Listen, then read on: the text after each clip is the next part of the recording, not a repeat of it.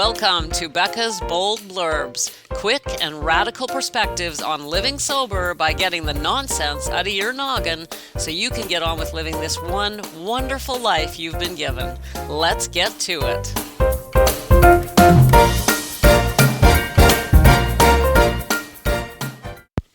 It's blurb time, and it will be a blurb. You know, one of the reasons I keep these blurbs and not whatever the long version of a blurb it would be called. I don't know what it would be, but anyway, the reason I'm doing blurbs is I want to be respectful of your time. And that brings me to today's subject. Let's talk about time. Time is an interesting thing. Can you actually believe how willing we are to just throw our time around, like casually throw it around, give it away, waste it?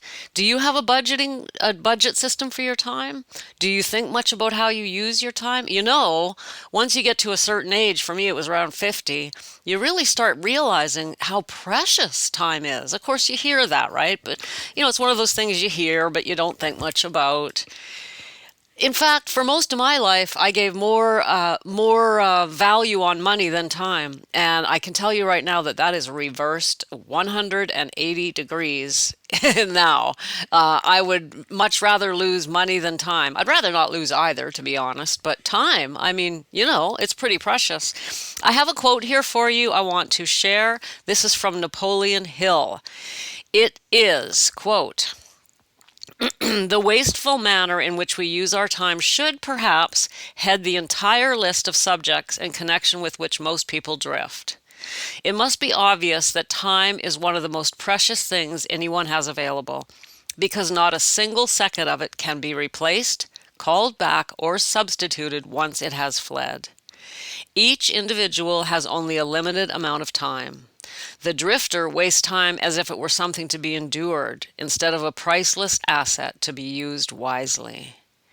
The waste grows out of the fact that the majority of people have no such thing as a budget system by which they use their time, due to the fact that they drift from day to day without definiteness on any subject.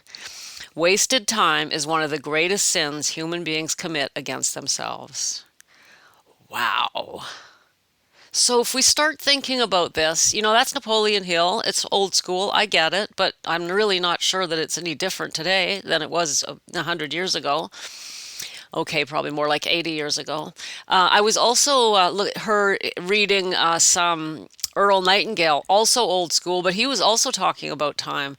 And one of the things that was interesting with Earl Nightingale is he said, you realize that even 1 hour a day, that instead of television or going to the movies or hanging out or whatever we do, even 1 hour a day just learning something, just deciding I'm going to learn a skill, or I'm going to practice something of value, or I'm going to read something of value, or right. Then we have access to so much information now that we could just decide 1 hour a day. And I mean, if that feels like too much, okay, 30 minutes, where we just decide we're going to learn something and set it aside. And you know what? In 1 year, you could become an expert on some subject that you never even went to school for. I don't know. I think it's really worth evaluating how we spend our time. And the older I get, the less patient I am with people who want to waste my time. You know, I recently had a horrible experience where I was actually scammed by these people on the telephone. And I'm not going to go into the details of it because it's embarrassing enough to be scammed. But I will say this, beware, because no matter how smart you think you are, they're smarter.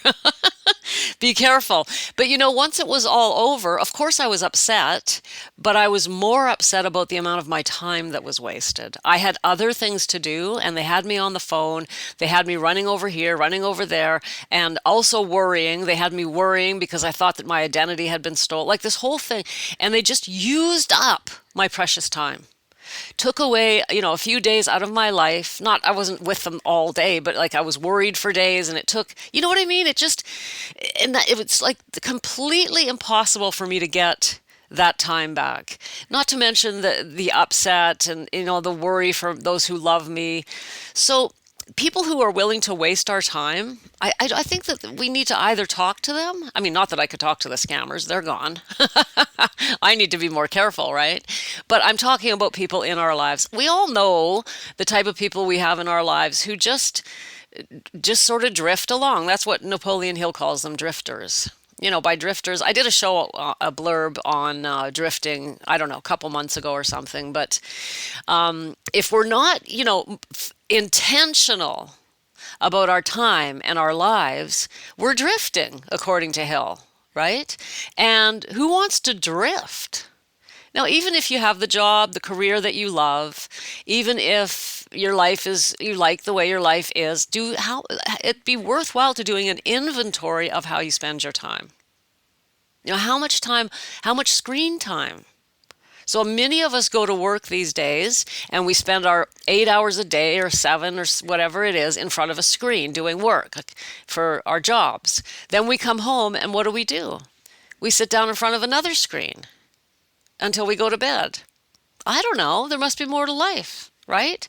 So, I mean, maybe that's not your exact, right? Maybe that doesn't describe you, but we could still, I think it's still worthwhile to do an inventory of your time. That's what I'm trying to say today. That I think that a reminder, it felt like a good time to remind us all about the value of our time and the fact that it literally, that we don't know, right? I don't want to get morbid, but we just don't know. Right? And when I think I've told you this before, although it's been a long time, when I was in college, my favorite motto was the Latin phrase that I learned, memento mori. Memento mori means just remember that you're going to die. And, people, I put that on my desk when I learned it. Memento meaning remember, and more death, right? The idea behind that phrase, and I've seen it actually tattooed on people. The idea is, of course, if we remember where we're headed, we'll be more likely to appreciate the present moment.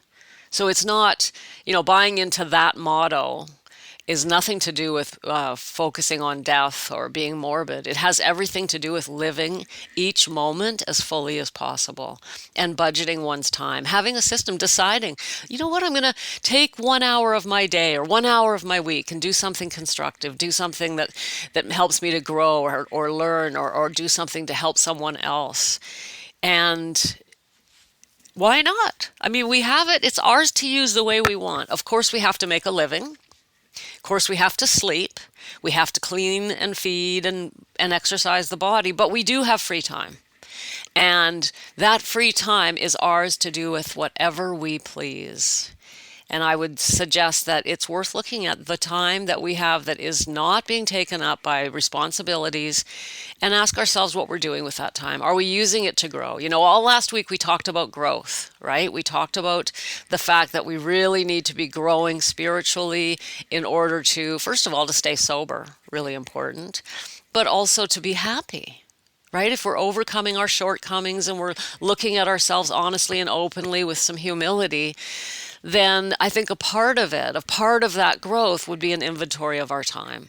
So there's something for you to think about. How are you using your time? Use your time wisely today, and I am incredibly honored and I'm incredibly privileged that you've given me a little bit of your time today for popping in, grabbing a blurb as you go through your day. I'm incredibly grateful. Thank you. Come back tomorrow. I'll have another little blurb for you, and I won't keep you long. Sending you tons of love. Bye for now.